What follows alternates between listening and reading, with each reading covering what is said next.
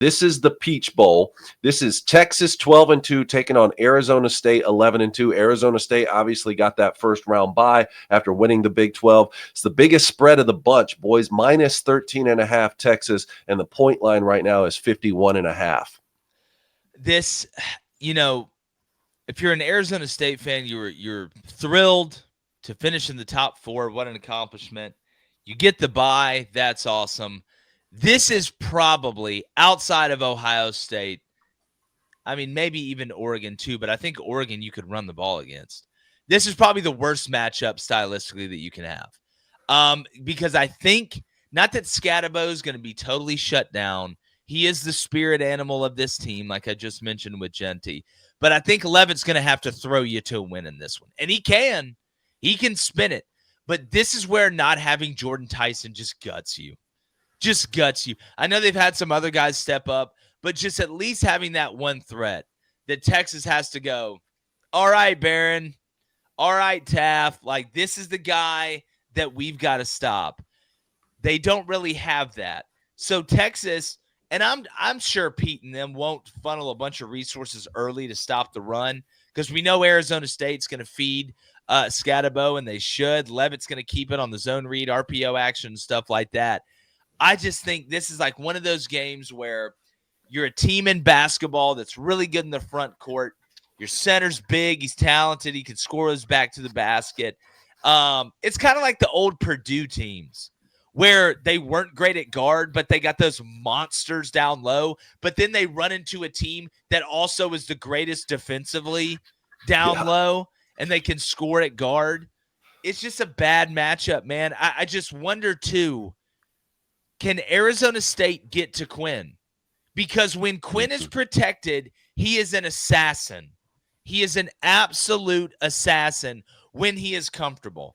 And I just don't know, outside of sending hell in high water, if Arizona State's going to be able to consistently stop the run, get Quinn Ewers in passing downs, and get after Quinn Ewers from a front seven standpoint without having to bring pressure. I just feel like this matchup is a really bad one for Arizona State. Blaine, what do you like in this game? I think if it gets a plus 14.5 Arizona State, I'd take it. I mean, I look, say what you want at the end of the day. Arizona State's got some gamers at quarterback. You got a gamer at quarterback. You have a gamer at running back. You had a couple wide receivers step up against Iowa State. You're going to have to put up some points in this game because I don't know if your defense is going to be able to stop Texas. I really don't. You're going to have to manufacture pressure against Quinn Ewers. You're going to have to make him get it out early. You're going to have to at least commit to something, whether that's stopping the run. You have to trick Quinn. All right. And we've seen Quinn get tricked before. Just how often can he do it? But to trick, you got to set the tone. Yeah. And I still think with Levitt's feet, right, and Scatabo, the way he runs the ball, they will have success on offense. I think they can create plays. I think 14.5 is a lot of points. I think Arizona State's got a bunch of guys who are gamers, who are veterans on that team. I think Texas is the better team, but I like Arizona State to cover.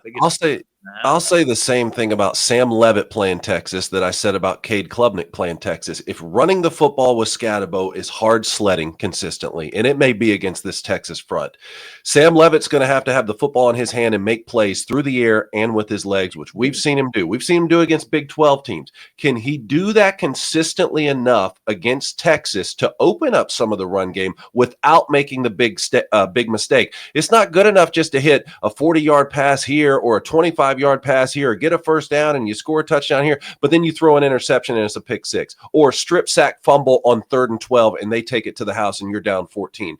And then for Arizona State on defense, can you take away anything? I mean, can you stifle their run game and not give up 292 yards rushing like Clemson did? That'd be a good start and at least make Quinn Ewers go beat you. Or do you just sit back in a shell and say, well, we're at least not going to let Quinn Ewers throw the football deep, but we're going to give up a lot of rushing yards in between the 20s and maybe we can restrict in the red zone. Can you do either one of those things? Because if Texas can run it and throw it against you, it's going to be an ugly day. I'm gassing you up. If I'm Arizona State, why not? That's what I do. I would just heat you up. I mean, you can't do it all the time in the game, but like when it matters, why not? What do I got to lose, right? Because here's what: if you go the route of, we're just not going to get beat deep or let Quinn beat us, Sark isn't one of those greedy guys. Yeah. He will just give it to you. That's fine. Here's Wisner. I'll feed him like a fat kid at a cupcake factory. Just give him the ball just every single time. Boom, boom. I would love for you to take it out of Quinn's hands. And then guess what? Then I'm going to play action you.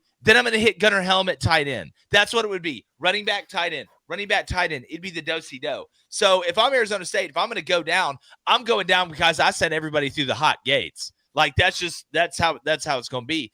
But I'll go back to Arizona State and say the same thing I said about Boise State.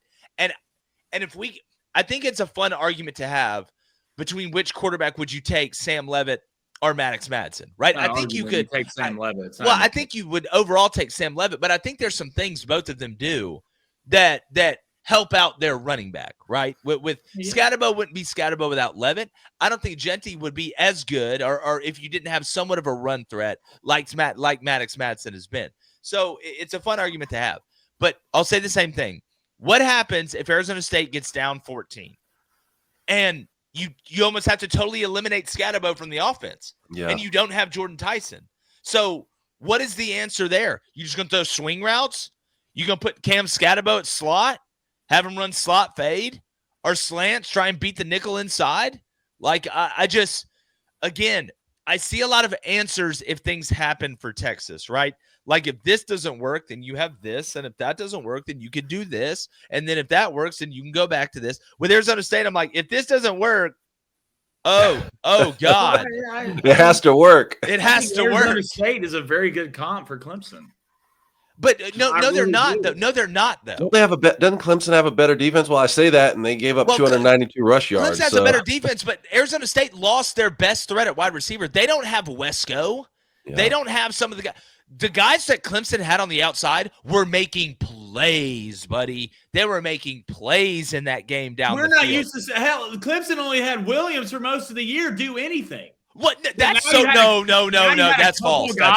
That's false. Now you have a couple of guys. We talked about Clemson all year not having that guy outside. Clemson, one of the reasons Clemson was able to get back in this thing and make the playoff is because they had some of those young guys who, remember, they started against Georgia, and I was like, hey, look, starting against Georgia as a freshman, probably in the best way to go about it, that they've got guys with some numbers. So I'm pulling them up right here just to let you know. So you do have Williams. That was your leading receiver with 900 yards, right? Had 11 touchdowns. Wesco Jr., over 700 yards, had 6 touchdowns. TJ Moore, almost 700 yards, 5 touchdowns. Brining Stool at tight end, almost over 530 yards, 7 touchdowns. So they had weapons. That's why Cade Klubnik was able to put up the numbers that he was able to put up this year and almost break these records with Trevor Lawrence and Deshaun Watson, is because finally, for the first time in a couple years, they had some guys on the outside. And guess what? They're freshmen. Wesco,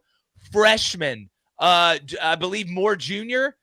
Is a freshman as well. So, or not Moore Jr., but Moore in general. Yeah, freshman from Key West. So Arizona State, if they had Jordan Tyson, I'd be like, okay, use that guy that transferred from Penn State or wherever that you had to bring off a red shirt to make plays last week. But they don't have him. That's the problem. I mean, did you watch the Iowa State game? Yeah, what?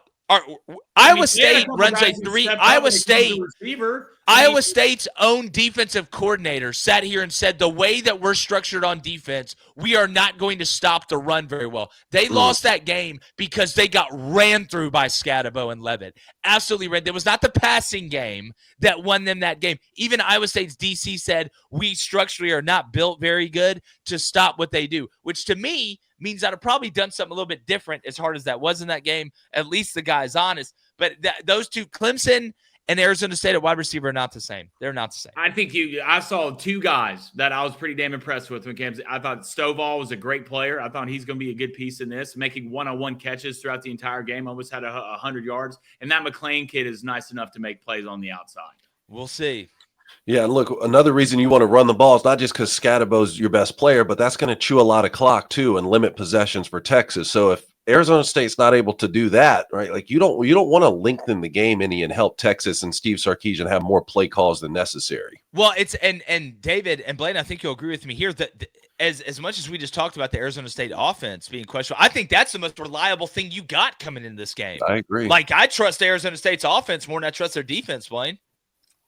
I mean, yeah. I mean, obviously, because you have Cam Scatterbo and Sam Levitt. I mean, you have to absolute. I mean, what guys on defense you look at and like, hey, man, I'm really impressed with this guy. Look, you have to be on when it comes to Arizona State. You have to be a bend but don't break defense. All right. How many times can we give up 3 and not 7?